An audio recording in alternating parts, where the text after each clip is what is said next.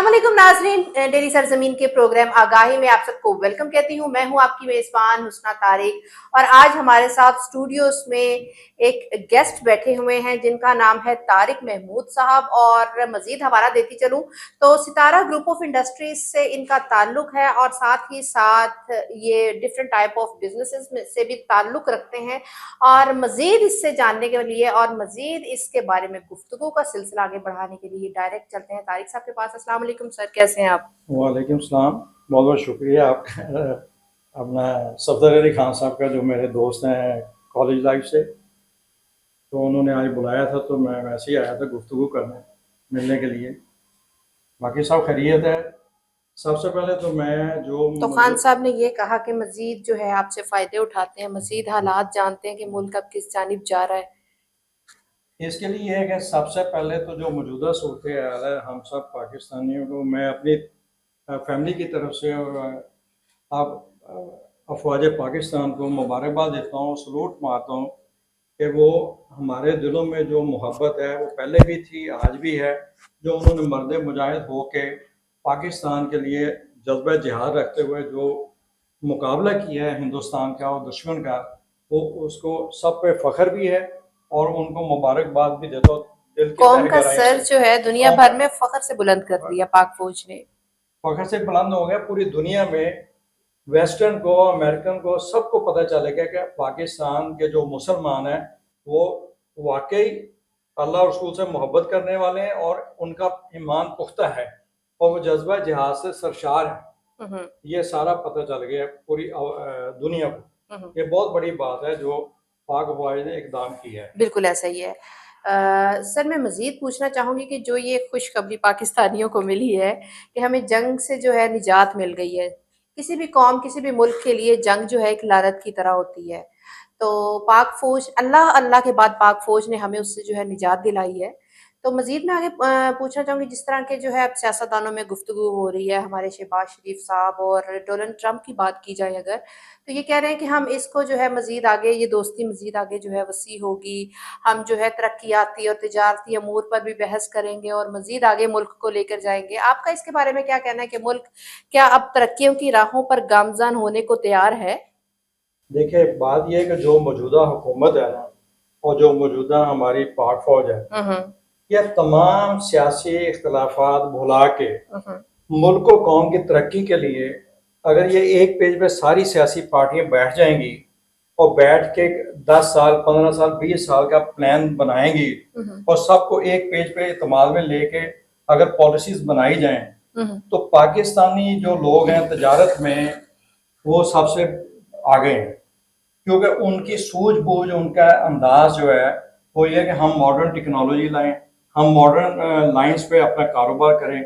और जब modern lines पे कारोबार करेंगे तो उसके लिए उनको प्रोटेक्शन चाहिए।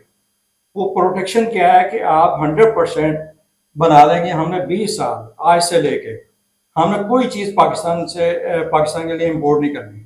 तो अल्लाह के फजल से जब ये अपने मुल्क के साथ सारी ताजर बरादरी, पूरे हुक्मरान और सारा अवाम मुखलिस हो जाएगी तो डेफिनेटली जब ताजर को पूरा यकीन दिया जाएगा पूरी के भी तुम कारोबार खुल के करो और हम आपको टैक्सेशन में भी फैसिलिटीज देते हैं, हम इम्पोर्ट जो है वो सारी बंद कर देते हैं, आप इंडस्ट्री की मशीनरी मंगवाएं और हर किस्म की पैदावार करें, तो मैं नहीं समझता कि यहाँ एक तो बेरोजगारी खत्म होगी, नंबर दो जदीद से जदीद machinery up to date state of the art लोग लगाएंगे और उसमें अच्छी से अच्छी इंटरनेशनल लेवल की प्रोडक्ट्स बना के एक्सपोर्ट कर सकेंगे।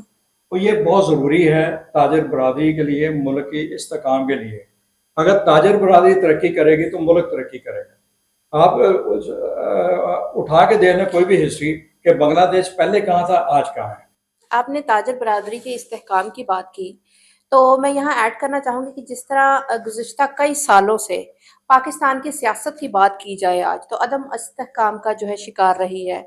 आपको क्या लगता है कि हमारी सियासत जो है आगे स्टेबिलिटी ला सकती है, मेंटेन कर सकती है? देखिए, हमारे सियासतदान इतने पढ़े लिखे नहीं हैं पूरे मुल्क में। ना ऑन मेरिट हमारे MNA MPs सिलेक्ट होते हैं, ना ऑन मेरिट हमारे हाई जो हैं हाई लेवल के प्रेसिडेंट, प्राइम मिनिस्टर्स, जुडिशरी वगैरह सारा, जब आप प्राइम ऑन मेरिट नहीं लाएंगे लोगों को। ब्यूरोक्रेसी पे भरोसा कर सकते हैं? ब्यूरोक्रेसी में भी देखें, आप पढ़े लिखे लोग लेके हैं आज के हिसाब से, क्या देखें ना, आज मॉडर्न जो हमारे बच्चे बच्ची हैं वो हमसे, अगर हमने 1980 में ग्रेजुएशन की है, मैंने और सफदर अली खान साहब ने, तो आज के बच्चे हमसे बहुत ज़्यादा सीनियर हैं, बहुत ज़्यादा उनका अबूर हासिल है, एडवांसमेंट जो है टाइम के साथ आती जा रही है। कंप्यूटर पे, टेलीफोन पे, आज बच्चा ये लेटेस्ट आईफोन 16 दे दें उसको, वो सारी चीज़ें इसकी सॉफ्टवेयर पढ़ लेगा, समझ लेगा, आप और मैं नहीं पढ़ सकते। तो बात ये है कि ये चीज़ें ट्रेन की जाती हैं कि पढ़े लिखे लोग हैं, एजुकेशन का मेयार बेहतर हो, एजुकेशन ज़्यादा से ज़्यादा उस पर जो बजट में फंड्स रखे जाएं, बजट में ज़्यादा से ज़्यादा तालीम का, हस्पतालों का, मेडिकल का ज़्यादा से ज़्यादा फैसिलिटीज़ लोगों को दी जाए और ऑन मेरिट दी जाए। मगर ये जो है ना टेम्परेरी पॉलिसीज ना बनाएं कि किसी ने बेनज़ीर इनकम सपोर्ट बना दिया है, किसी ने हेल्थ कार्ड बना दिया है, किसी ने कुछ बना दिया है, ये चीज़ें नहीं होनी चाहिए। जो मेरी पॉलिसी आपको अच्छी है वो कंटिन्यू होनी चाहिए। जो मैंने प्रोजेक्ट शुरू किए हैं कि ये मोटरवेज बनी है, ये चीज़ें बनी है अस्पताल में, वो दूसरी हुकूमत भी उन्हीं चीज़ों को कंटिन्यू रखे, वो अपनी प्रायोरिटी को आगे ले आती है। जो पुराने प्रोजेक्ट है वो आप पोस्टपोन कर देते हैं, इस तरह वो मुल्क तरक्की नहीं कर सकता। तरक्की उसी वक्त होगी कि आप अच्छे कॉलेजेस बनाएं, आप सारे शहर जो पूरे मुल्क के उनको एक जैसी प्रेफरेंस दें, एक जैसी इम्पोर्टेंस दें। जब तक आप सारे मुल्क के पूरे के लिए चीज़ों के लिए आप पूरा मास्टर प्लान नहीं बनाते, तो वो हर जगह जो है बैकवर्ड इलाके, रूरल इलाके रह जाते हैं, जिस वजह से वहाँ तरक्की नहीं होती। कॉलेजेस बनाने से बेहतर है कि दरसो तदरीस पे सबसे पहले फोकस किया जाए कि सबका निसाब जो है एक जैसा किया जाए, वो चाहे जो किसी अच्छे प्राइवेट इदारे में है या गवर्नमेंट में है। यहाँ पर तो जो निसाब है उसी में ही इतनी ज़्यादा फ्लक्चुएशन है।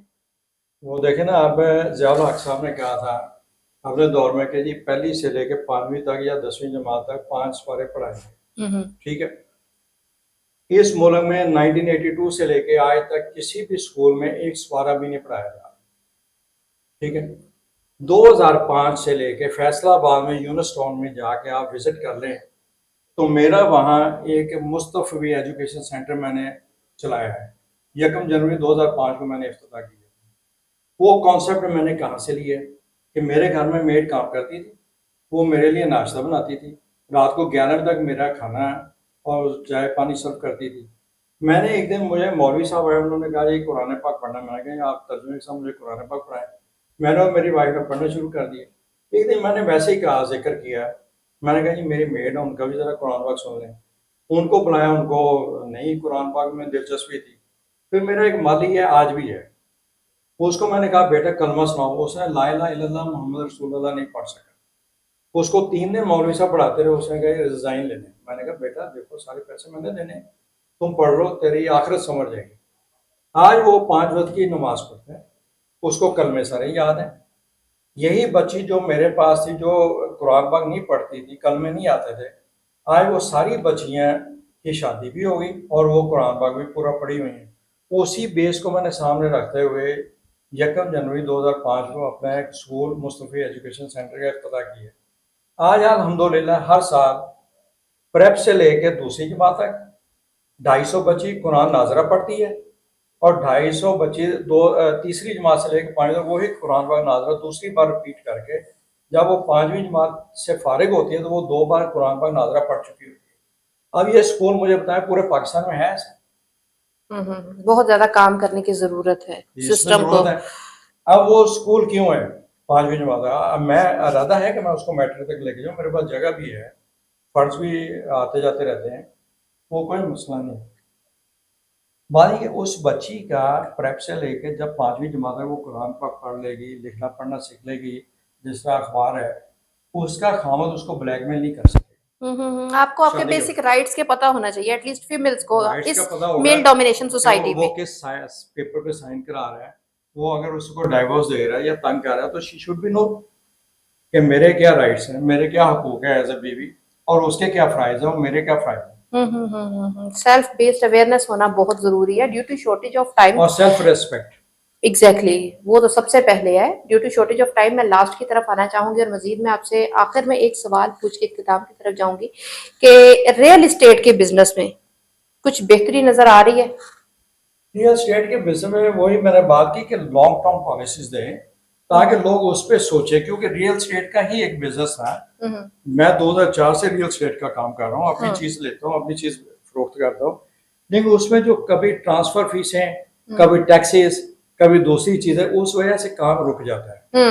اگر اس پہ سٹہ بازی نہ ہو، جس طرح ڈی ایچ اے کے کافی سارے پراپرٹیز کا کام ہو رہے، D H A Bahawalpur, D H A Multan, Lahore, اگر یہ کنسسٹنسی ہو کہ یار اس میں ریزنیبل ہم نے ان کے اوپر ٹیکسیز لگانے اور وہ لوگ ٹیکسیز دینے کو تیار ہیں کہ چھوٹے چھوٹے گھر بنا کے غریب لوگوں کو ٹرانسفر کیے جا سکیں، ان کے اوپر جو ہے وہ ہر آدمی آسان قسطوں پہ اور اپنی مرضی سے سستا گھر خرید سکے. کیونکہ یہ ابھی تو ہمیں انسٹیبلٹی اس لیے ہے کہ ابھی کوئی پتہ نہیں چلتا کہ ہم مسلمان ہونے کے ناطے ہم مسلمان ہیں ہی نہیں. ابھی دیکھیں 3 دن جنگ ہوئی ہے، سبزیوں کے فروٹ کے ریٹ بڑھ گئے، حالانکہ یہ نہیں ہونا چاہیے، کسی ملک میں ایسے نہیں ہوتا.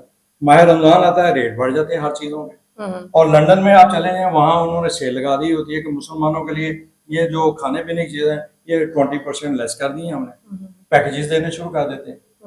تو یہ ہمارے لیے وہی ہے کہ پراپرٹی کا کام ہو، کاروباری کام ہو، انڈسٹری کا کام ہو، کیونکہ جو کنسٹرکشن ہے یہ بھی ایک انڈسٹری ہے، اس کے ساتھ بھی لاکھوں لوگ منسلک ہیں. آپ گھر بناتی ہیں، مستری آ گیا، ورکر آ گیا، سیمنٹ آ گیا، ریت آ گیا، بجری آ گئی، کانٹریکٹر آ گیا، پینٹنگ والے آ گئے، لکڑی والے آ گئے، کتنے لوگ آ جائیں گے. تو یہ سارے کے سارے خوشحال ہو سکتے ہیں اگر آپ لانگ ٹرم پالیسی دیں کنسٹرکشن والی سائڈ. بہت شکریہ طارق صاحب آپ کی آمد کا اور آپ کے قیمتی وقت کا. اسی کے ساتھ ہی میں اختتام کی طرف جاؤں گی کیونکہ ٹائم شارٹ ہوتا ہے اور گفتگو کے لیے ٹاپکس بہت زیادہ ہوتے ہیں. تو میں ساتھ ہی ساتھ اپنی آڈینس سے یہ بھی کہنا چاہوں گی کہ اپنی قیمتی رائے سے ضرور آگاہ کیا کریں، اپنا فیڈ بیک ضرور دیا کریں. آپ جو چاہتے ہیں کہ جو بہتری ہو یا جو کوشچنز ہم ریز کریں تو اس کے لیے بھی ہمیں آگاہی ضرور دیا کریں. اسی کے ساتھ ہی اپنی میزبان حسنہ طارق کو اجازت دیجیے. پاکستان زندہ باد، پاک فوج فائز آباد.